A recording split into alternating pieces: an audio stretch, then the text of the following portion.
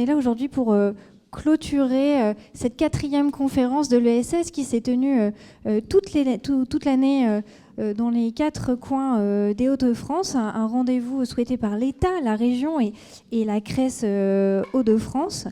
Plus qu'un temps fort unique, je le disais, ces partenaires ont voulu recueillir la parole des acteurs qui font l'ESS des Hauts-de-France. Au total, ce sont près de 40 ateliers qui se sont tenus ces derniers mois.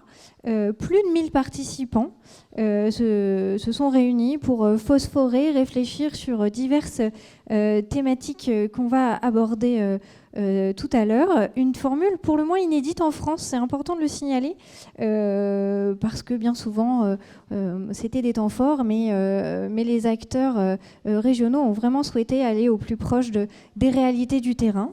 Des contributions qui se sont avérées riches et nourries, placées sous le signe des transitions, je vous le disais tout à l'heure, qui traversent notre époque. Transition écologique, sociale, économique, organisationnelle, mais aussi transversale. Pour parler de ce travail, d'ailleurs, vous voyez encore derrière moi quelques images des ateliers qu'on pu se tenir dans les divers lieux de la région. Pour parler de ce travail, j'invite les partenaires organisateurs de cette 4e conférence à me rejoindre. Touraya Abdelatif, vous êtes déléguée régionale de la délégation régionale académique à la jeunesse, à l'engagement et au sport, à la DRAGES. Vous représentez Monsieur Jean-Gabriel Delacroix, secrétaire général aux affaires régionales retenu par ailleurs. Je vous en prie, installez-vous. Madame Marie-Noëlle Delair, vous êtes conseillère régionale depuis 2021. Vous venez d'être nommée vice-présidente en charge de l'artisanat et de l'ESS pour la région Hauts-de-France ce 23 novembre dernier. Je vous en prie, installez-vous. C'est votre première intervention au public face aux acteurs de l'ESS. Et puis enfin, Peggy Robert, vous êtes présidente de la CRES Hauts-de-France. Je vais commencer par vous, Madame Abdelatif. Que retenez-vous de cette 4e conférence régionale de l'économie sociale et solidaire ? Un moment qui s'inscrit dans un cadre légal, mais aussi convivial, qui a permis de réunir tous les acteurs de l'ESS en région. Oui, effectivement. Ça fonctionne ? Oui, on vous entend. Allez-y. Alors, effectivement, je voudrais excuser le SGAR, Jean-Gabriel Delacroix. Je vous en prie, approchez le micro, sinon on ne vous entend pas suffisamment. Je voudrais effectivement excuser monsieur le SGAR, Jean-Gabriel Delacroix, qui a été retenu par une obligation impérative. Et donc, j'ai l'honneur et la joie de le représenter, car effectivement, j'étais présent à la conférence régionale de l'ESS qui a lancé cette grande série d'ateliers. Et aujourd'hui, je suis heureuse de vous retrouver pour clore cette grande conférence régionale que nous avons inaugurée le 27 mars dernier à l'Université d'Artois. Donc cette conférence régionale constitue vraiment un temps majeur pour les pouvoirs publics, les réseaux, les collectivités territoriales et les acteurs de l'OSS. Cette instance a été sanctuarisée dans la loi du 31 juillet relative à l'ESS et elle appelle à débattre des orientations, des moyens et des résultats des politiques publiques pour favoriser le développement local de l'ESS. Nous avons souhaité véritablement appliquer l'esprit de la loi avec ambition, en vous proposant, et vous l'avez dit, c'est unique, une méthode de concertation qui est absolument inédite dans le cadre de cette conférence régionale, en région, mais également au niveau national. La labellisation des ateliers de la conférence a permis de recueillir, tout au long de ce parcours des ateliers, l'expression de vos besoins face aux transitions actuelles. Et vous avez été plus de 1000 à participer activement, 1000 acteurs, c'est énorme, à participer activement pour partager vos problématiques et valoriser vos solutions. Donc le 6 novembre, notre ministre, Olivia Grégoire, ministre déléguée en charge des petites et moyennes entreprises et du commerce, de l'artisanat et du tourisme, a annoncé sa feuille de route en faveur du développement de l'ESS. L'État croit au passage à l'échelle de l'ESS et soutient ce mode d'entreprendre pour sensibiliser et diffuser ses valeurs. Des ponts doivent absolument être créés avec l'économie conventionnelle, c'était ça son grand message, pour répondre aux défis actuels. Par exemple, la recherche de sens, la cohésion sociale et notamment la transition écologique qui est la première partie de la session des ateliers. La ministre déléguée a introduit sa feuille de route en matière d'ESS, co-construite bien entendu avec les acteurs de l'ESS, par cette phrase. L'ESS repose sur certains principes dont celui de l'intelligence collective. C'est cette intelligence collective qui est retranscrite dans chacune de vos contributions, qui sont incroyablement riches. Et l'expression de vos attentes a été fidèlement reprise, nous l'espérons, nous le verrons, dans sa globalité, et nous l'avons voulu sans filtre. Nous y apporterons une réponse, nous, l'État, le Conseil régional, bien entendu, la CRES, et chacun dans le respect, dans le respect de nos compétences respectives. Et nous voulons, dans cette réponse publique, être absolument sincères. Nous vous répondrons selon nos compétences, ce que nous pouvons faire. Et c'est pour ça que quand je vais reprendre les points, nous reprendrons les points qui sont à la main des compétences déconcentrées de l'État, c'est-à-dire à la main du régional. Les besoins qui ne font pas partie de nos compétences ont été entendus. Ils ont été remontés au niveau national. Et feront probablement l'objet de débats au niveau des parlements, des chambres. Je tenais à vous remercier très sincèrement au nom du préfet, au nom du SGAR, pour votre grande implication essentielle dans la définition de nos orientations. Merci. Madame Marie-Noëlle Delair, vice-présidente de la région Hauts-de-France, quel intérêt vous avez trouvé à ces conférences? Quel regard vous avez porté sur tout ce travail mené durant plusieurs mois? Alors tout d'abord, si vous permettez, j'aimerais me présenter. Bon, vous l'avez dit, élue conseillère régionale depuis 2021, récemment élue vice-présidente à l'économie sociale et solidaire et à l'artisanat. Vous parlez ce sera très bref, rassurez-vous. Je suis une femme d'industrie. J'ai fait ma carrière dans l'industrie, dans 2 groupes internationaux, en tant que responsable ressources humaines. Pas tout de suite, bien sûr. J'ai commencé en tant qu'assistante. Ensuite, on m'a confié la formation professionnelle. Puis, je suis devenue responsable ressources humaines. Et la vie a fait que j'ai créé ma propre entreprise en 2010.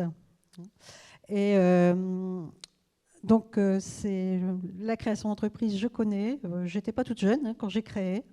Et donc, j'ai beaucoup d'admiration pour les créateurs d'entreprises parce que c'est parfois un parcours du combattant. Et donc, pourquoi donc voilà, je voulais savoir un petit peu, que vous sachiez d'où je viens. Tout d'abord, je voudrais remercier le Sarcus et M. Sébastien Dautin de BGE Picardie pour leur accueil ici à Nogent-sur-Oise.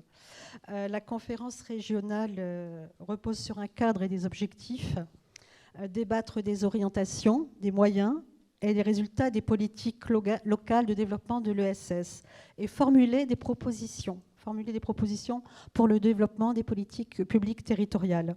Dans le cadre du SRDE2I, le schéma régional de développement économique, d'innovation et d'internationalisation, la région a pris l'engagement de soutenir et de rendre lisible l'ESS. Et cela est très important.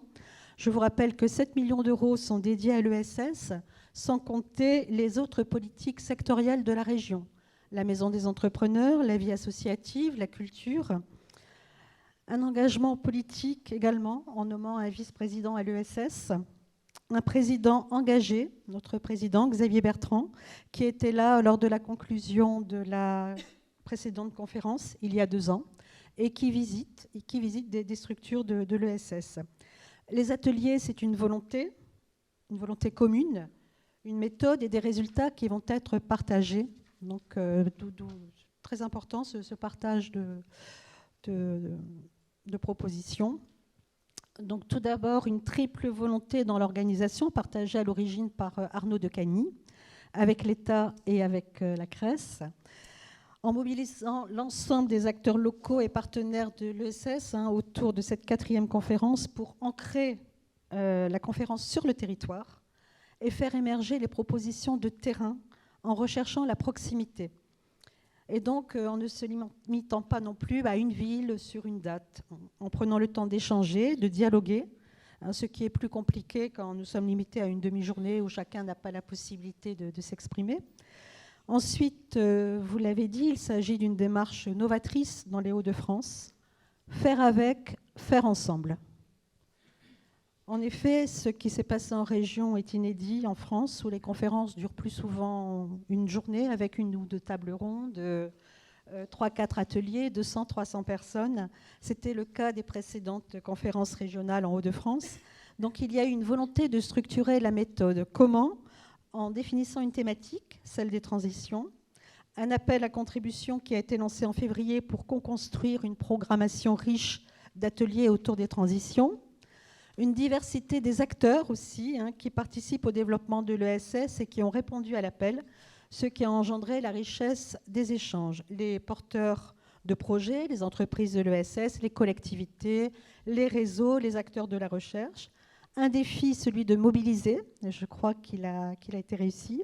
Un résultat, une importante mobilisation tant dans l'organisation que dans la participation, puisque vous l'avez rappelé, entre mars et novembre, ce sont plus de 1000 participants qui ont participé à une 40aine d'ateliers, une 30aine de co-organisateurs d'ateliers également. Un objectif, écouter les propositions de celles et ceux qui font. Dialoguer pour mieux mettre en œuvre les actions communes, croiser les synergies, prendre en compte, faire évoluer pour améliorer les réponses qui sont apportées déjà ou à apporter. C'est en tout cas valable pour la région dans le champ de compétences régionales. Une matière riche avec des contributions éclairantes selon les thématiques pour remonter les bonnes pratiques et ou les outils existants à diffuser et à essaimer, des leviers à conserver et ou à amplifier, les freins à lever et des outils à créer ou améliorer. Un grand merci à tous ceux qui se sont mobilisés en participant, en organisant, en témoignant, en proposant.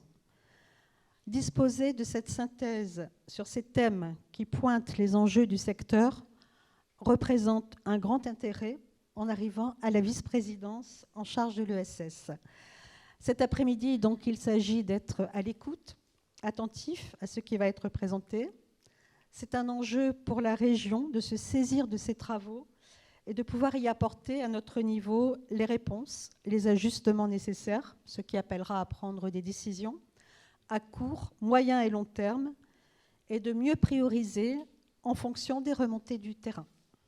Voilà ce que j'avais à vous dire. Merci pour ce mot d'accueil. Peggy Robert, vous êtes présidente de la CRES Hauts-de-France. Vous avez orchestré cette conférence des plus singulières dans le paysage des CRES françaises. Quel bilan vous en tirez ? Alors déjà, merci à vous tous et toutes d'être là. Je voulais également remercier l'État et la région et les équipes salariales derrière, parce que c'est une grosse opération. Quand on dit 36 ateliers, plus de 1000 personnes, c'est des contributions humaines très très riches. Donc il y a beaucoup d'engagement, beaucoup d'écoute, beaucoup de partage. Ça a généré beaucoup d'échanges entre les trois structures, organisations. Donc, et puis surtout aussi, merci au Sarcus, l'équipe. Tout à l'heure, Sébastien évoquait finalement ce point de fixation. On évoquait votre territoire comme un territoire en transition, donc avec le titre de nos transitions, ça tombe à point nommé. Et puis, il était important aussi pour nous et les acteurs organisationnels de ne pas être à Lille et d'être en cohérence entre les discours et les actions. Et on a fait l'ouverture à Arras, on a fait l'ouverture du mois de l'ESS à Maubeuge. Et on clôture, alors ce terme de clôture est finalement plutôt le début de quelque chose d'important. Et surtout, donc, on fait cet événement ici, chez vous, dans l'Oise. Et c'est un territoire très riche. Moi, alors, il n'y a pas eu d'atelier sur ce territoire, mais c'est vrai qu'on a raison de dire que l'Oise est un territoire qui crée en ESS. Ici, ça respire l'entrepreneuriat en ESS. Il y a 25 172 emplois en ESS, c'est pas rien.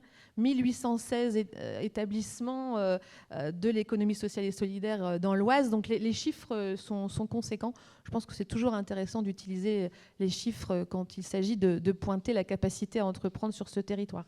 Donc voilà, une logique en effet d'atelier. Ça n'a pas été simple, vous le verrez tout à l'heure, quelques morceaux choisis.